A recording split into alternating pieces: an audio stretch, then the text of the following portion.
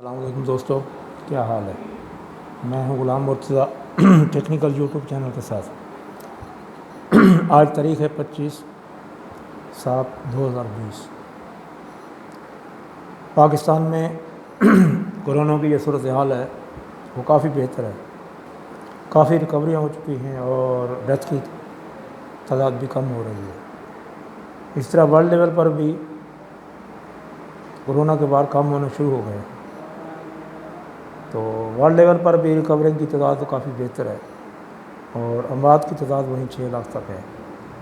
تو صورتحال یہ ہے کہ نیو اپڈیٹ جو ہے وہ یہ ہے کہ 1,56,65,360 یہ ورلڈ لیول پر یعنی دنیا میں، اور جو ریکور کیسز کی تعداد ہے وہ ہے 99,82,020 اور ڈیتھ کی جو تعداد ہے وہ ہے 6,38,169۔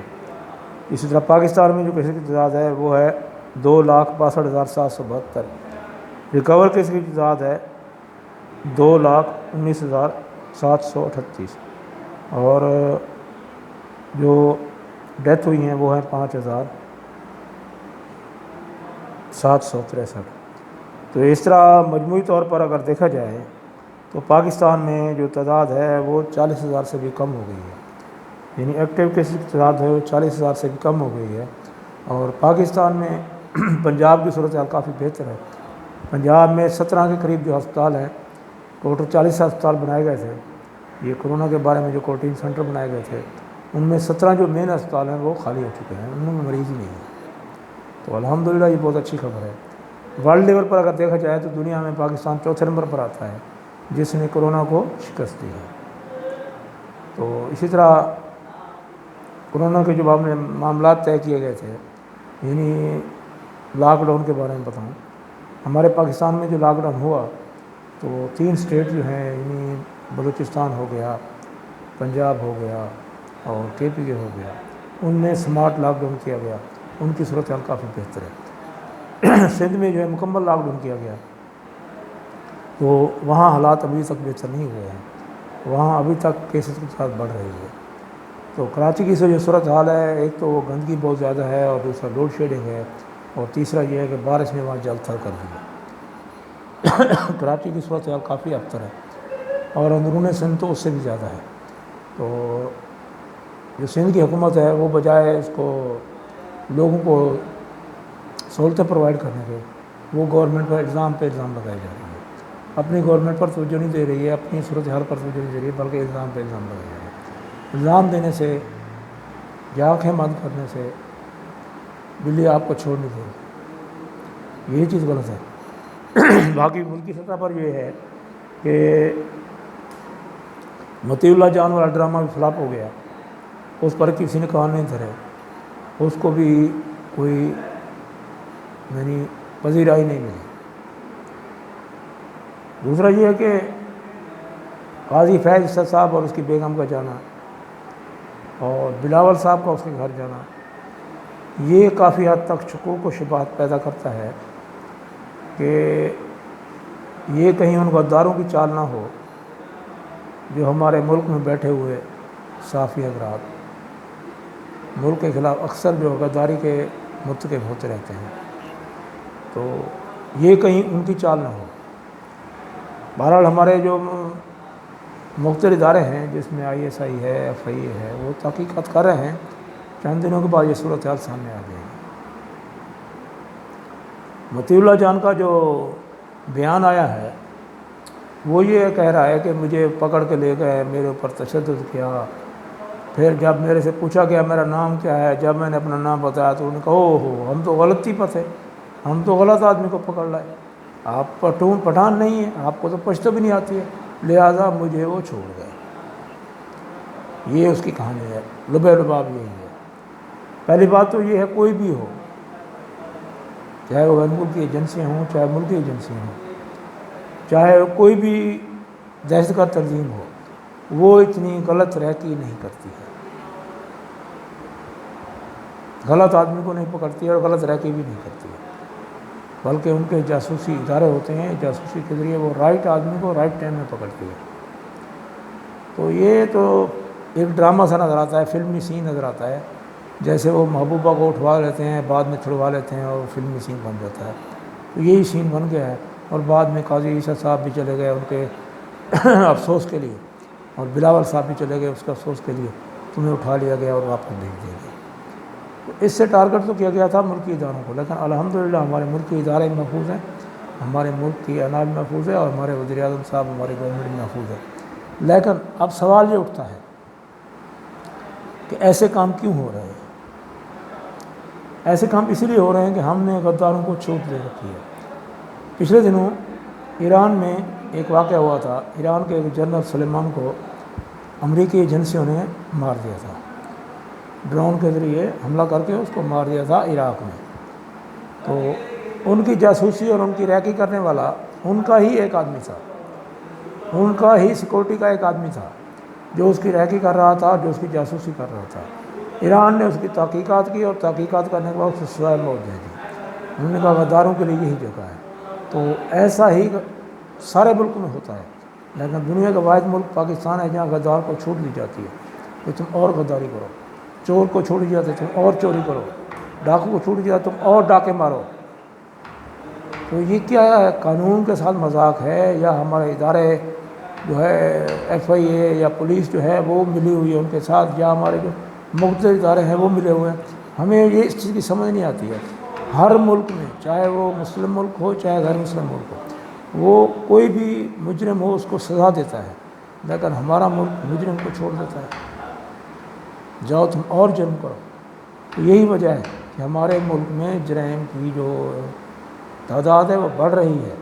جرم طاقتور ہو رہا ہے، مجرم طاقتور ہو رہا ہے، اور جو شریف ہے، جو غریب ہے، وہ دن بدن نیچے جا رہا ہے. ذمہ دار دن دہاڑے جاتا ہے، غریبوں کے گھروں میں گھس جاتا ہے، ان کو مارتا ہے، پیٹتا ہے. ہمارا قانون کوئی ایکٹیو نہیں ہوتا ہے. پچھلے دنوں ہمارے شہر کوٹدو میں ہوا، اور اس عباد راولپنڈی میں کل ہوا. تو یہ کیا چیز ہے؟ یہ لاقانونیت ہے، یہ ہوا ہے ان جرائم پیشہ لوگوں کو جو یہ کام کرتے ہیں. پہلی بات یہ ہے کہ اسلحہ عوام کے پاس ہونا نہیں چاہیے. اگر عوام کے پاس اسلحہ ہے تو ان کو استعمال کا طریقہ سکھانا چاہیے. یہ کہاں آپ نے استعمال کرنا ہے؟ اپنے دشمنوں پر استعمال کرنا ہے، نہ کہ ہمسائیں کو اٹھ کر مار دینا ہے. تو اسلحہ ہمارے ہاں عام ہے، اور ہمارے ہاں ہر آدمی کے پاس اسلحہ ہے، وہ جب بھی چاہتا ہے کہیں بھی جاتا ہے کسی کو مار دیتا ہے. تو یہ لاقانونیت ہمارے ملک میں ختم ہونی چاہیے.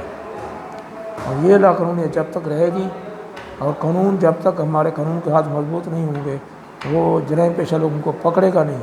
اس وقت تک ہم اسی طرح پستے رہیں گے، غریب عوام اس طرح پستی رہے گی، اور یہ مافیاز سر اٹھاتے رہیں گے. ان مافیاز کے جو سربراہ ہیں، جو بڑے بڑے لوگ ہیں، وہ یا تو گورنمنٹ میں بیٹھے ہوئے ہیں یا اپوزیشن میں بیٹھے ہوئے ہیں. تو ان کو پکڑنا چاہیے، ان تک ہمارے اداروں کو پہنچنا چاہیے. ٹھیک ہے، ہمارے ادارے تھوڑا بہت کام کر رہے ہیں، یہ رفتار بہت سست ہے. دشمن ہمارے زیادہ پیدا ہو چکے ہیں، ان دشمنوں کو پکڑنا چاہیے تاکہ وہ ملک کے خلاف، ہمارے اداروں کے خلاف سازش نہ کریں. اسی طرح بین الاقوامی سطح پر جو یہ ہے کہ ایران، افغانستان اور بنگلہ دیش، نیپال، بھوٹان، یہ ایک پینل بن رہا ہے جسے چائنا بلاک کا نام دیا جا رہا ہے.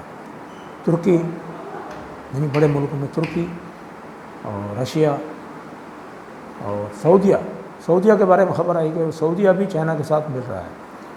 اگر وہ چائنا کے ساتھ ملتا ہے تو اس کو چائنا کے ساتھ ملنے سے کیا نقصان ہوگا؟ کس کو؟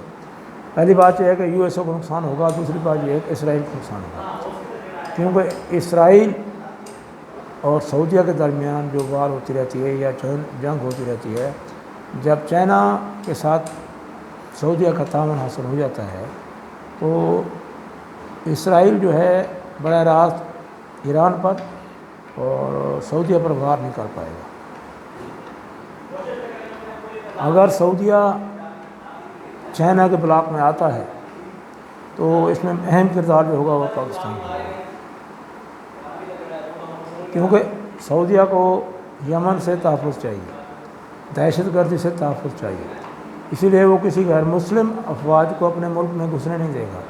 اس کی مین پرائرٹی جو ہوگی وہ پاکستان ہوگا، اور وہ پاکستانی فورس جو ہے اس کی تحفظ کرے گی، اس کے جو بڑے بڑے جو انڈسٹریاں ہیں، جو اہم ادارے ہیں، ان کا تحفظ کے لیے پاکستانی فوج جائے گی، اور جب پاکستانی فوج جائے گی سعودیہ کو کچھ نہ کچھ کنسیشن دینا پڑے گا، کچھ نہ کچھ سہولتیں دینا پڑیں گی، اس کے مطلب پیسہ دینا پڑے گا۔ تو اس طرح پاکستان کی جو فوج ہے اگر وہ سعودیہ کا تحفظ کرے گی تو اس میں سعودیہ کو کچھ نہ کچھ ہمارے پاکستان کے لیے کرنا پڑے گا۔ تو اس طرح پاکستان اس ریجن میں اہم کردار ادا کرنے جا رہا ہے مسلم کنٹریز کے لیے۔ کل جو ہے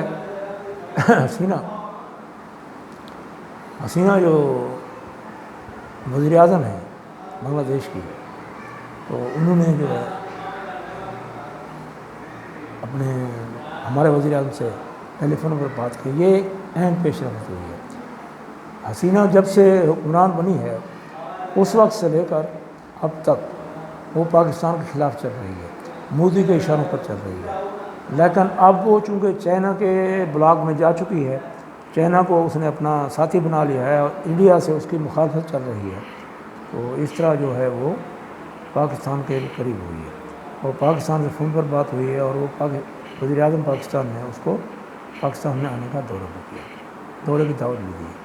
تو یہ اچھا ہے پاکستان کے لیے، کیونکہ پاکستان اپنے ایریے میں اپنے بلاکس میں تنہائی سے بچ رہا ہے اور سب پاکستان کے ساتھ مل رہا ہے۔ افغانستان بھی عنقریب پاکستان کے ساتھ آ جائے گا، ایران آلریڈی پاکستان کے ساتھ آ چکا ہے کیونکہ چائنا کے بلاک میں شامل ہو چکا ہے، تو چائنا کے بلاک میں جو بھی آئے گا، جو بھی مسلم کنٹری آئے گا، وہ پاکستان کا ہیڈ ہوگا، پاکستان کو لیڈ کرے گا، کیونکہ مین جو شاہراہ ہے سی پیک وہ پاکستان سے گزرتی ہے، اور پاکستان کے راستے ہی چائنا دوسرے ملک میں جائے گا، لہٰذا دوسرے جتنے بھی ملک ہیں اسلامی ملک خاص طور پر وہ پاکستان کو اپنا لیڈر مانتے ہیں، اور پاکستان ان کے لیے اہم ملک بن جائے گا، کیونکہ جو مذاکرات جو معاہدے ہوں گے وہ پاکستان کی سرحد پہ ہوں گے اور پاکستانی سرحد سے ہی ان کو مار جائے گا۔ تو اس طرح پاکستان اس خطے کا اہم ملک بننے کے لیے جا رہا ہے، اور جو ہمارے دشمن ملک کو یہ بات کھٹک رہی ہے۔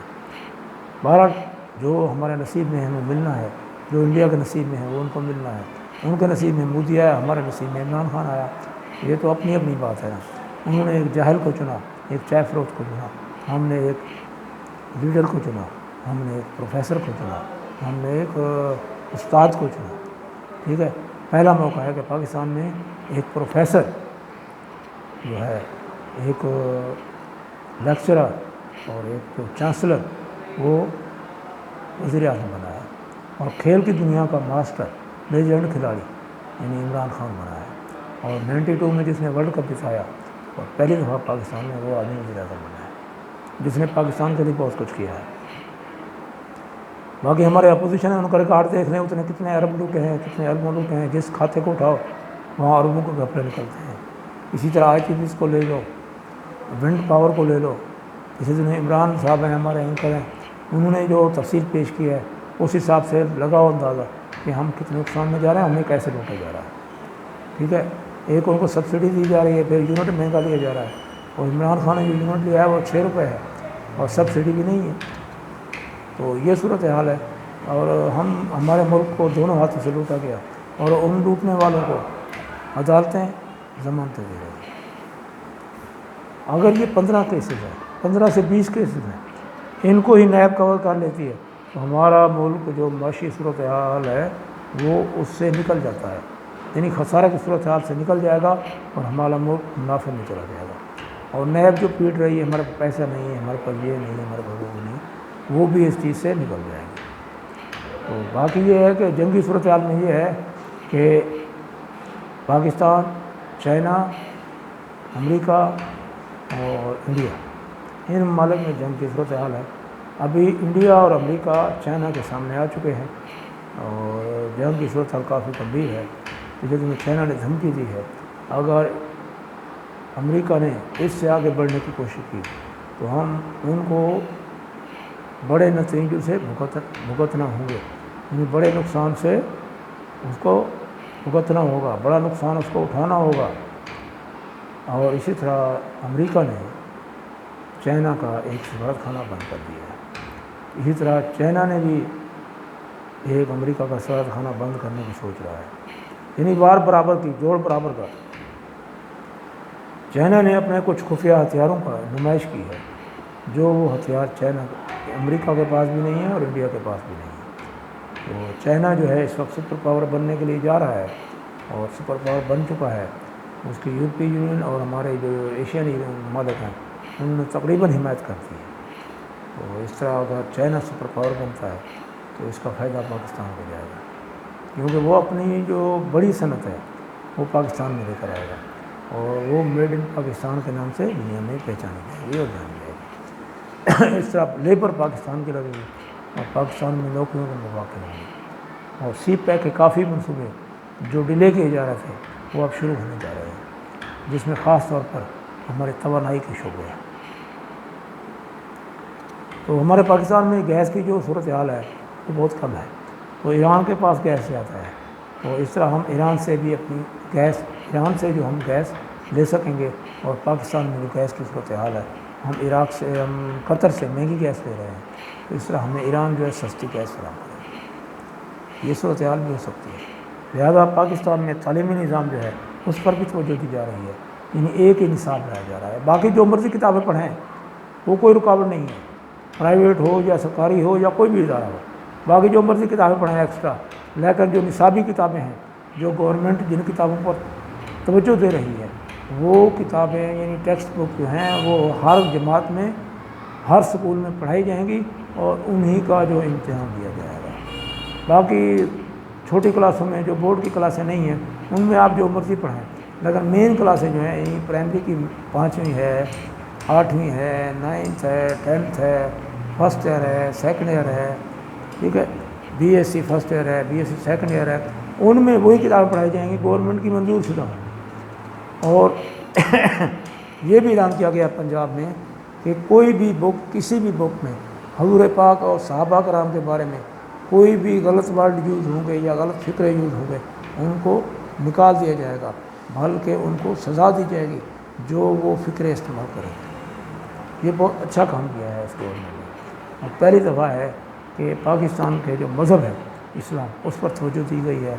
اور جو یونیورسٹیز کے انچارج ہوتے ہیں وہ گورنر ہوتے ہیں. تو چودھری سرور صاحب نے اعلان کیا ہے کہ کوئی بھی یونیورسٹی ڈگری جاری نہیں کرے گی 2021 سے، جاری نہیں کرے گی جو اسٹوڈنٹ قرآن پاک نہ پڑھا ہوا ہوگا، ترجمہ و تفسیر نہیں جانتا ہوگا. باقاعدہ اس کا پیپر ہوگا، جو یہ مضمون کلیئر کرے گا اس کو ڈگری دی جائے گی، جو یہ مضمون کلیئر نہیں کرے گا اس کو ڈگری نہیں دی جائے گی. تو یہ صورتحال ہے ہماری ایجوکیشن کے بارے میں. باقی سندھ حکومت کے بارے میں یہ ہے کہ وہ گندم تو اس نے پہلے اسمگل کر دی تھی، پہلے چوری کر لی تھی. اب جو سنا ہے کہ آٹا بھی چوری کر رہی ہے. اب یہ آٹا چوری، چینی، اس قسم کا جو الزام آ رہا ہے گورنمنٹ پر، گورنمنٹ کچھ نہیں کر رہی ہے. اس میں ہمارا جو تجارت پیشہ لوگ ہیں وہ یہ کام کر رہے ہیں. ان پر گورنمنٹ جو ہے ان کے لیے لا لا رہی ہے، ان کے لیے قدغن لا رہی ہے. ایک ایسا پدارس لا رہی ہے جو آٹو موڈ پہ ہو، گورنمنٹ کو دخل اندازی کی ضرورت نہ ہو، یعنی ایک ریٹ جو طے ہو جائے اسی پر سارا ملک چلے. اس میں عمران خان کا کوئی قصور نہیں ہے اور نہ ہی گورنمنٹ کا قصور ہے. ابھی میں آپ کو بتاؤں کہ میں پچھلے دنوں مارکیٹ میں گیا تو سبزی اور فروٹ خریدنے کے لیے گیا. تو جب ایک دکان سے پتہ کیا تو ٹماٹر 80 روپے تھا، دوسری دکان سے پتہ کیا ٹماٹر 60 روپے تھا، اب تیسری دکان پر گیا ٹماٹر 100 روپے تھا. اب اس میں عمران کا کوئی قصور نہیں ہے. اس میں ہماری مارکیٹ ویلیو جو ہے اتنی کمزور ہے کہ ہمارے ریٹ ایک نہیں ہے. اسی طرح آلو کا ریٹ ہے، اسی طرح دوسری سبزیوں کا ریٹ ہے. ایک دکان پہ جاؤ اور ہے، دوسری دکان پہ جاؤ اور ہے. اچھا جو منہ میں آتا ہے بول دیتے ہیں. ابھی ایک جگہ ہم نے بھنڈی ایک سبزی ہے وہ ہم نے لینے کی کوشش کی. ہم نے کہا یہ بھنڈی کتنے میں ہے؟ ہم نے کہا 60 روپے. ہم نے 60 روپے کلو لے لی. اب دوسری عورت آئی، اس نے کہا بھائی بھنڈی کتنے؟ کہتے 100 روپے. میں اس کو 100 روپے میں مٹ دی. ہمیں 60 روپے دے دی، ان کو 100 روپے ملے تھے. اس طرح آلو کی صورت حال ہے کہ ہم آلو لینے کے لیے گئے تو پرانا آلو جو ہے وہ 100 روپے کا 3 kg بک رہا ہے. جب ہم لینے کے لیے کہنا ہے 60 روپے ہے، ٹھیک ہے، ہم دوسری دکان پہ چلے گئے، وہاں 50 روپے. اسی طرح دکانداروں نے اپنے اپنے ریٹ رکھے ہوئے ہیں. اس میں گورنمنٹ کا کوئی وہ نہیں ہے. اب ایک جگہ آٹا آپ کو ملے گا 820 روپے، 865 روپے. دوسری جگہ جب جائیں گے ملے گا 1000 روپے. تیسری جگہ جب جائیں گے کہیں گے 1200 روپے. اور پوچھو تو کہیں گے یہ پیٹرول مہنگا ہو گیا. تو پیٹرول کا آٹا سے کیا تعلق ہے؟ آٹا پیٹرول پہ آتا ہے کیا؟ یا سوارو کیا آتا ہے؟ یہ صرف بہانے ہیں. جب پیٹرول سستا ہوا تھا تو انہوں نے کوئی چیز بھی سستی نہیں کی تھی. جب پیٹرول مہنگا ہو گیا تو انہیں آٹومیٹکلی ہر چیز مہنگا. تو اس پر گورنمنٹ کو توجہ دینے کی ضرورت ہے. بہت دوسرے مسائل سے اگر گورنمنٹ نکلتی ہے تو اب اس پر توجہ دے گی انشاءاللہ, اور ہر چیز جو ہے آہستہ آہستہ سستی ہو جائے گی. جب عید قربانی آتی ہے تو اس میں چند چیزیں مہنگی ہو جاتی ہیں. اس میں پیاز مہنگا ہو جاتا ہے, اس میں لہسن مہنگا ہو جاتا ہے, اس میں جو ہری مرچ ہے وہ مہنگی ہو جاتی ہے, مسالہ جات مہنگے ہو جاتے ہیں, اور ٹماٹر خاص طور پر 300-250 روپے چلا جاتا ہے. لیکن الحمدللہ اس دفعہ ٹماٹر سستا ہے, 60 روپے میں ہے. تو پیاز بھی سستا ہے, 100 کا 3 کے جی آ رہا ہے. تو کل ہم لے کر آئے 100 کا 3 کے جی, تو وہ بھی سستا ہے. تو اسی طرح آلو بھی ہے, وہ بھی 40 روپے کے جی ہے, 60 روپے کے جی ہے. میرا آلو 60 روپے اور پان جو ہے وہ 40 روپے میں ہے. یہ میں فیصل آباد کی بات کر رہا ہوں. باقی یہاں الحمدللہ موسم بالکل ٹھیک ہے, بارشیں آ رہی ہیں, ٹھنڈی ٹھنڈی ہوائیں بھی چل رہی ہیں. کل کچھ دن کی گرمی میں شدت تھی. بہرحال منڈیوں کے بارے میں یہ بتا دوں کہ شہروں میں تمام منڈیاں باہر نکال دی گئی ہیں. شہروں میں کوئی جانور سیل نہیں ہو رہا ہے, کوئی جانور گھمانے کی بھی اجازت نہیں ہے, بلکہ یہاں جرمانے کیے جا رہے ہیں, بلدیہ والے جرمانے کر رہے ہیں. لہٰذا تو جانور جو ہے وہ منڈیوں میں شہروں سے باہر بک رہے ہیں, اور وہاں پر منڈی میں لوگ جا رہے ہیں, SOPs کے تحت جا رہے ہیں اور اپنا تحفظ کریں. جیسا کہ وزیر اعظم صاحب نے کہا ہے منڈیاں لگائی جائیں گی, قربانی بھی ہوگی, لیکن SOPs کے تحت. تو یہ ہو رہا ہے. الحمدللہ پاکستان کے حالات بہت اچھے ہیں. کورونا کے بارے میں ہو, معاشی صورت حال ہو, باقی ملک کے تمام ادارے. پچھلے دنوں شادی حال کے بارے میں جلوس نکالا تھا شادی والوں نے, ان کو بھی اس مہینے میں اوپننگ دی جائے گی, اور ستمبر میں اسکول بھی کھولے جا رہے ہیں. یہ ہمارے لیے اچھی خبریں ہیں پاکستان کے لیے, پاکستان کی معیشت کے لیے, اور پاکستان کے ایجوکیشن کے اداروں کے لیے. بہرحال پاکستان کی آرمی الحمدللہ بہت اچھا کام کر رہی ہے, بہت اچھی ہے. گورنمنٹ بھی اچھا کام کر رہی ہے. اور پاکستان آرمی کے بارے میں جو لوگ بکواس کر رہے ہیں, میں تو یہی کہوں گا کہ وہ لعنتی ہیں اور غدار ہیں, اور ان غداروں کو جیل میں پہلے ٹھونکنا چاہیے, ان کو سزائے موت دینی چاہیے. باقی آپ کا کیا خیال ہے؟ میرا تو یہ خیال ہے. میں پاکستانی ہونے کے ساتھ ناطے پاکستان کے لیے یہ کہوں گا کہ جو پاکستان کے خلاف بات کرتا ہے اس کو پکڑنا چاہیے اور جیل میں ڈالنا چاہیے. باقی آپ کا کیا خیال ہے؟ آپ رائے دیجیے, اور میرا چینل لائک کیجیے, شیئر کیجیے, اور سبسکرائب کیجیے, بیل آئکن دبائیے. اور باقی اگر میری کوئی بات اچھی لگے آپ کو تو کمنٹس بھی دیجیے, کمنٹس اچھے دیجیے, تاکہ آپ کی جو اندر کی سوچ ہے وہ سامنے آ جائے. کیونکہ کمنٹس کے ذریعے پتہ چلتا ہے کہ یہ آدمی کس سوچ کا حامل ہے. ٹھیک ہے. باقی پاکستان زندہ باد, پاکستان آباد. اوکے اللہ.